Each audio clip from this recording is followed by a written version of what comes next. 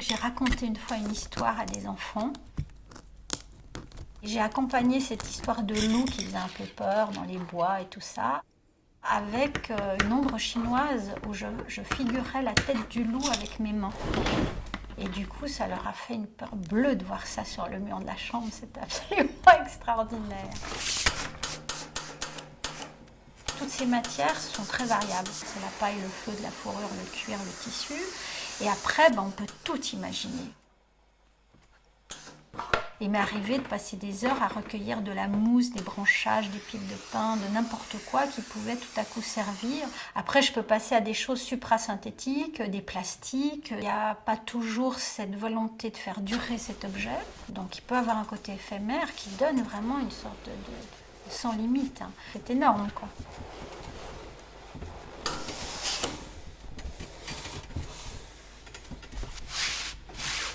Je crois que je me laisse vachement faire par la matière. C'est en touchant la matière que me vient les techniques que je vais choisir ou la technique que je vais choisir et la forme. La forme pour moi est presque en dernier. En fait, oui, je crois que je me fais mener par le bout du nez par la matière. Je suis une sorte de médiateur entre elles, je crois. Les 3 critères qui me plaisent, c'est qu'il faut réunir la légèreté, le confort et l'esthétique. C'est jamais une décision volontaire finalement tout ça. Je crois que c'est une interdépendance entre ces 3 choses. Et quand les 3 choses arrivent à s'entendre, à aller dans un sens commun, je crois qu'on arrive à un chapeau réussi.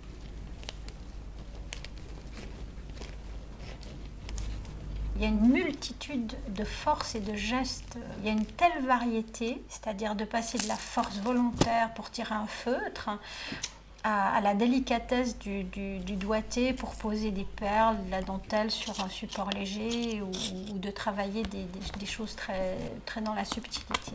Dans ce métier, j'aime cette multiplicité des gestes. Ma maîtresse d'apprentissage me disait toujours, le jour où vous partirez du travail sans vous rendre compte que le dé est toujours au bout de votre doigt, c'est que le métier sera rentré. C'est vrai que ça m'est arrivé un jour et j'en étais très heureuse. C'est une sorte de petit appendice et j'aime cet objet, je l'aime beaucoup. Il est protecteur et il est joli en plus.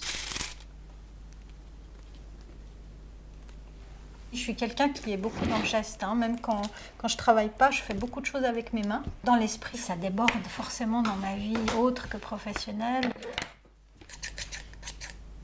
Une chose qui est très très fréquente, c'est la pose et la prise des outils sur la table. Le dé, le ciseau, une pince. On travaille énormément les épingles, on se serre dans une sébille, on les remet dedans, etc. Il y a plein de petits bruits comme ça qui sont assez agréables et très familiers, où on ne peut pas se tromper. Quand on entend ça, on est en train de bosser. Si mes mains étaient une couleur, elles seraient jaunes. Si mes mains étaient un livre, ce serait Don Quichotte. Un lieu pour mes mains, ce serait le ciel.